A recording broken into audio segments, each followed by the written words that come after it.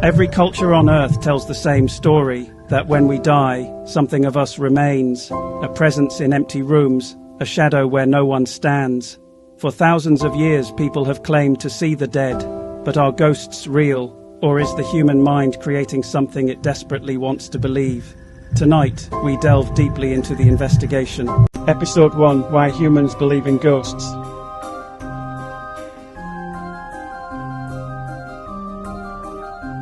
Across the world, across centuries, humans have shared the same strange belief that the dead do not always leave, that somewhere between life and whatever comes after, something remains, a presence, a spirit, a ghost.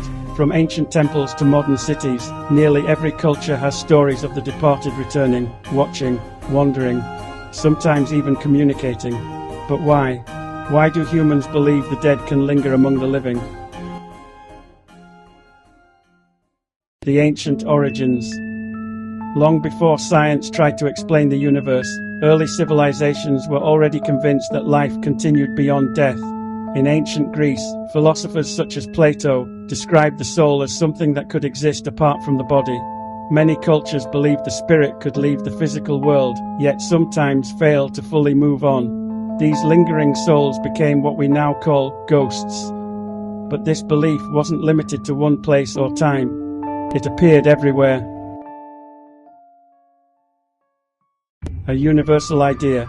In Europe, ghost stories filled castles and battlefields. In Asia, ancestral spirits were believed to watch over families. In many cultures, rituals developed to guide the dead safely into the next world. The details changed, but the core idea remained the same. Something about us, something essential, survives death. So the question becomes, is this belief evidence of something real, or evidence of something human? The human mind. The human brain is built to detect patterns. It evolved to notice movement in the dark, faces in shadows, and meaning in silence. Sometimes that ability keeps us alive. Other times, it may create illusions. Psychologists studying paranormal belief, including research from Richard Wiseman, suggest that many ghost experiences may come from the brain trying to interpret unfamiliar sensations. A creaking floor becomes footsteps, a shifting shadow becomes a figure, an unexplained sound becomes a presence. The mind fills the unknown with stories. The power of loss. But there is another reason ghost stories endure: grief.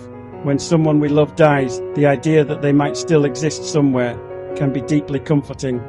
Many people report sensing the presence of lost relatives, a voice in a dream, a sudden feeling in an empty room, moments that feel too real to dismiss. Are these emotional echoes of memory, or something more? The beginning of the investigation. Ghosts sit at the intersection of two powerful forces, human belief and human experience. Stories passed through generations, moments people swear truly happened, some explained, some not. So before we ask whether ghosts are real, we must first understand why humans have believed in them for thousands of years, because belief itself is a powerful clue.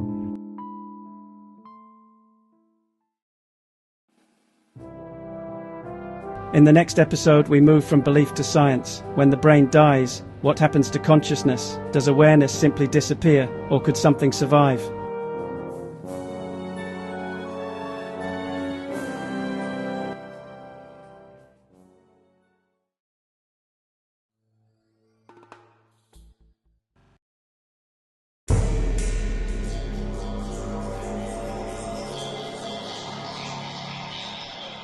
At some point in every human life, when the brain stops, electrical activity fades, cells begin to die, the body shuts down. But the real question is not what happens to the body, it's what happens to consciousness.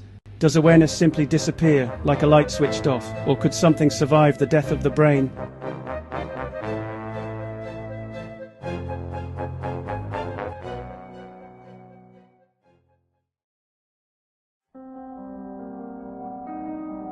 Everything we know about consciousness points to the brain. Memories form through networks of neurons. Thoughts are patterns of electrical signals. Emotions are chemical reactions. Change the brain, and the mind changes with it. A small injury can alter personality, a tumor can shift behavior, a stroke can erase entire lifetimes of memories. This suggests something powerful and unsettling. Consciousness may depend entirely on the physical brain. When the brain dies, the mind should disappear with it.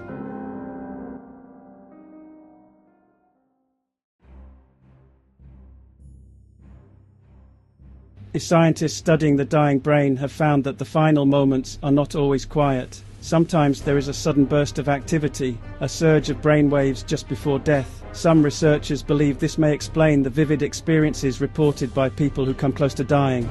Bright lights, powerful emotions, memories flashing in rapid sequence.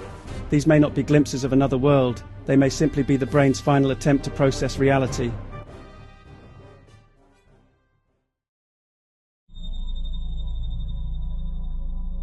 If consciousness is created by the brain, then the idea of ghosts becomes difficult to explain. Without neurons, without electrical signals, without a functioning body, what would produce awareness? How could a personality survive without the physical system that created it?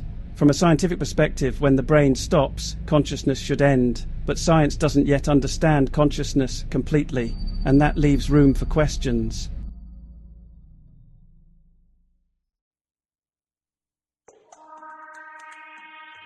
Even today, researchers still debate one of the biggest mysteries in science. What exactly is consciousness? Some scientists see it as an emergent property of brain activity. Others wonder if awareness might be more fundamental to reality than we currently understand. Physicists, philosophers, and neuroscientists are still searching for answers, and until we truly understand consciousness, we cannot fully answer what happens when it ends.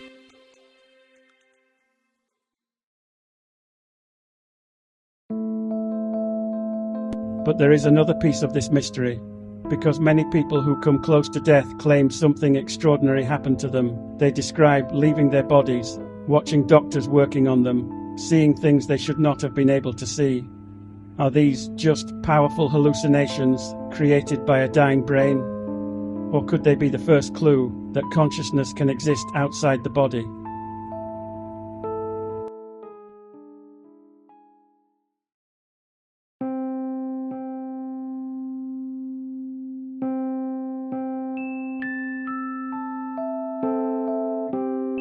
In the next episode we ask, because if people can experience awareness while their bodies are shutting down, the question becomes even stranger.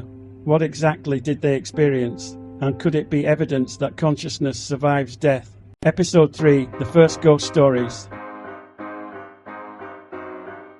Long before modern ghost hunters, night vision cameras, or haunted house documentaries, people were already telling stories about the dead returning. Ancient civilizations believed that the boundary between the living and the dead was thin, sometimes dangerously thin. But the question is, were these simply stories meant to frighten people, or were they attempts to explain something genuinely unexplained? Because some of the earliest ghost accounts in history sound strangely familiar to the reports we still hear today. The earliest recorded ghost. One of the oldest known ghost stories dates back nearly 4,000 years to ancient Mesopotamia. Clay tablets describe rituals designed to deal with restless spirits, souls believed to wander the world of the living if they were not buried properly. In these early cultures, ghosts weren't entertainment, they were a serious concern. A neglected ancestor could supposedly bring illness, bad luck, or even madness. People believed the dead required attention, and if they didn't receive it, they might return to demand it. Ancient Egypt and the returning dead. The ancient Egyptians took the afterlife extremely seriously. Their elaborate burial practices were designed to ensure the soul could move safely into the next world. But even with pyramids, tombs, and complex rituals, Egyptians still feared that spirits might linger among the living. Some writings describe the living sending letters to the dead, asking them to stop haunting them, or pleading for help with problems in the world of the living. To them, ghosts weren't myths. They were part of everyday life. Ghosts in ancient Greece and Rome. By the time of the Greeks and Romans, ghost stories had begun to resemble the ones we recognize today. Philosophers debated whether spirits truly existed, while writers told tales of haunted houses and restless souls. One famous Roman story describes a philosopher renting a house that everyone else avoided. At night, he reportedly heard chains rattling through the halls until a ghost appeared and led him to a buried skeleton. When the bones were properly buried, the haunting stopped. Even 2,000 years ago, people were already describing classic haunted house encounters. Why these stories matter. What's remarkable isn't just that ghost stories existed in ancient times, it's how similar they are to the experiences people report today. Apparitions, unfinished business, spirits tied to places. The patterns repeat across cultures and centuries. Which raises a fascinating possibility. Are ghost stories simply a universal human way of coping with death, or have people throughout history been encountering the same mysterious phenomenon?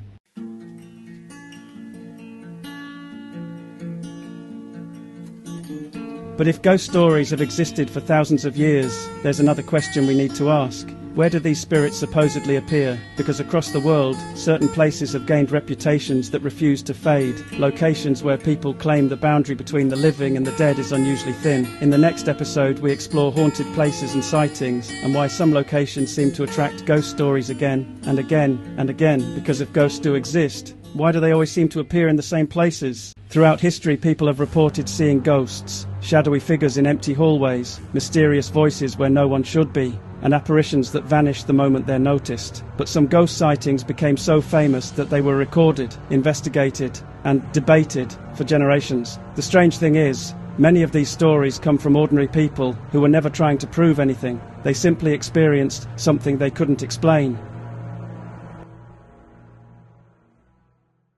The Brown Lady of Rainham Hall, one of the most famous ghost sightings in history, happened in England in 1936 at Rainham Hall. Two photographers captured an image of what appears to be a ghostly woman descending a staircase. The figure became known as the Brown Lady, believed by some to be the spirit of Lady Dorothy Walpole, who lived in the house centuries earlier. The photograph quickly became one of the most famous paranormal images ever taken. But skeptics argue it may simply be a trick of light or double exposure. Even today, the mystery remains unsolved.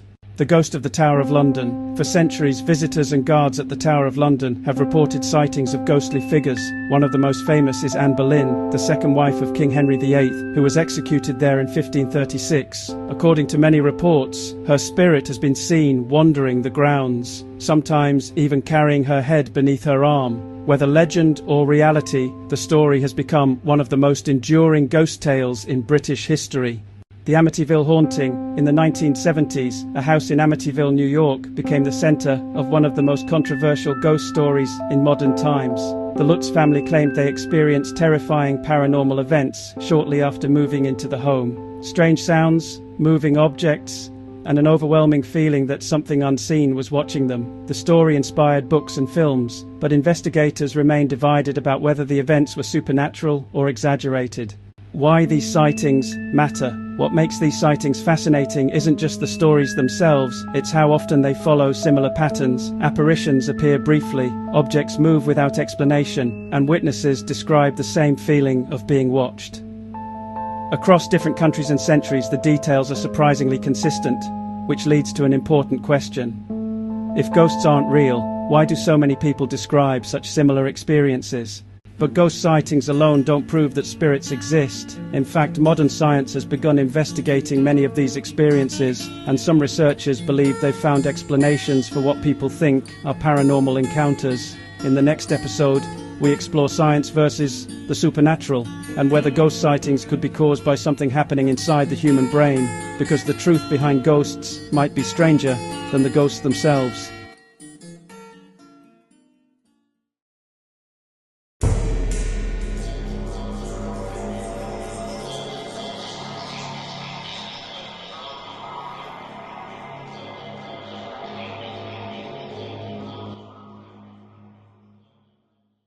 For centuries, people have reported encounters with ghosts, shadowy figures, footsteps in empty rooms, and the unsettling feeling that someone unseen is nearby. But in the modern world, scientists have begun asking a different question. What if many ghost sightings aren't supernatural at all? What if the explanation lies inside the human brain?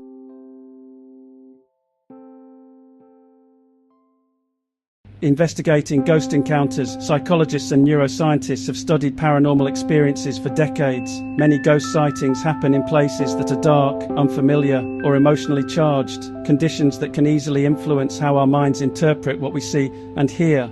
Our brains are designed to recognize patterns and faces quickly. Sometimes that ability helps us survive, but sometimes it can also lead us to see things that aren't really there. The power of the mind. Sleep paralysis is one example. People experiencing sleep paralysis often report seeing shadowy figures standing nearby or sitting on their chest. These experiences can feel completely real, even though they happen during a strange state between waking and dreaming. In the past, many cultures believed these encounters were caused by spirits or supernatural beings. Today, science understands them as a natural, but very frightening, sleep phenomenon. Strange environments. Some researchers believe certain environments may also play a role. Low-frequency sound waves, known as infrasound, can create feelings of unease or fear. Some studies suggest these vibrations might even cause people to believe they are being watched. Old buildings can also produce unusual sounds, drafts, and reflections that our brains struggle to interpret correctly. In the right circumstances, the mind may fill in the missing pieces, sometimes with something that feels paranormal. But not everything is explained, yet even with these explanations, some ghost reports remain difficult to fully understand. People from different cultures and time periods often describe remarkably similar experiences, apparitions, voices, objects moving unexpectedly. Science may explain many cases, but not every mystery has been solved.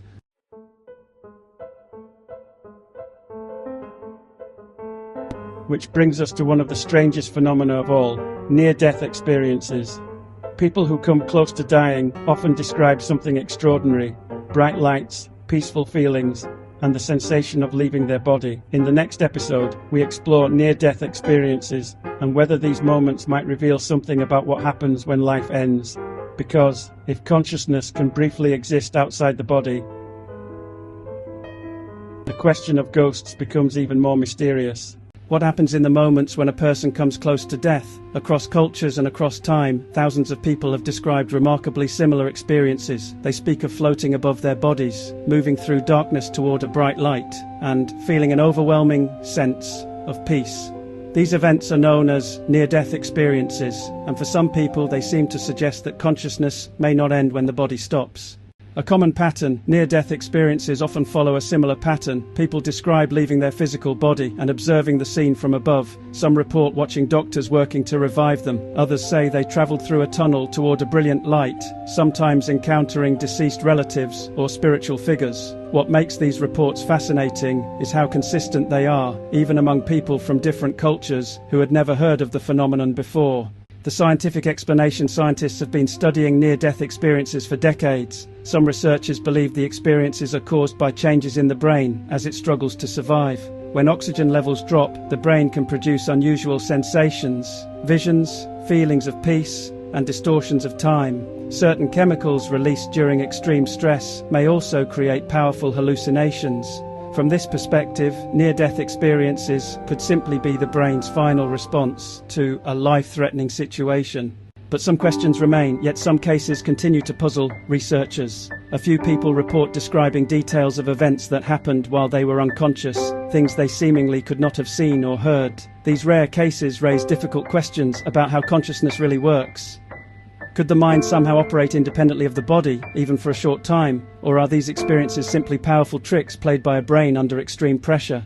Why near-death experiences matter. If consciousness truly ends when the brain stops functioning, then ghosts would be impossible. But if the mind can briefly exist outside the body, even for a moment, then the mystery becomes far more complicated. Near-death experiences sit directly on the boundary between science and the supernatural. Which brings us to the final question in this series. After exploring ghost stories, haunted places, science, and near-death experiences, we're left with one final mystery. When a person dies, does anything remain? In the final episode, we ask the ultimate question: do we become ghosts? And the answer may not be as simple as you think.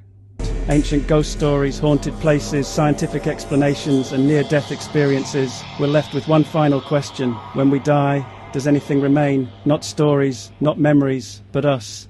Because if even a small part of consciousness survives, then the idea of ghosts might not be so impossible after all. What we've learned. Throughout history, people have described encounters with something they couldn't explain. Ancient civilizations believed the dead could return. Modern witnesses report eerily similar experiences. And science has shown that the human mind is powerful enough to create vivid, convincing realities. So where does that leave us? Some explanations suggest ghosts are simply the result of perception, memory, and environment. Others leave the door slightly open, acknowledging that not everything is fully understood.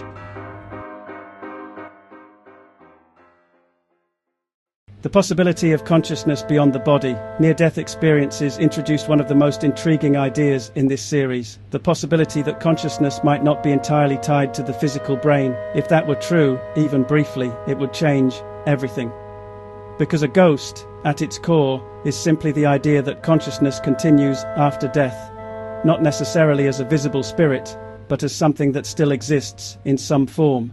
Why, the question still remains. Despite centuries of stories and decades of research, there is no single answer, no clear proof that ghosts exist, but also no complete explanation for every experience people report. And that uncertainty is where the mystery lives. Because the question isn't just about ghosts, it's about identity, what we are, and whether that something can ever truly disappear.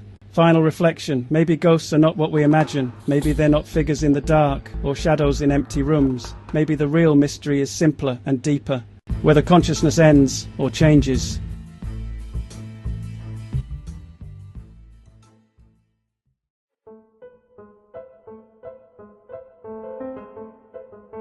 But what if the question isn't whether we stay? What if the real question is whether we return? Across cultures and centuries, people have claimed something even more extraordinary than ghosts. Memories of past lives, experiences that suggest consciousness doesn't just continue, but begins again. In the next series, we explore one of the most fascinating ideas of all, reincarnation, because if we don't become ghosts, then where do we go?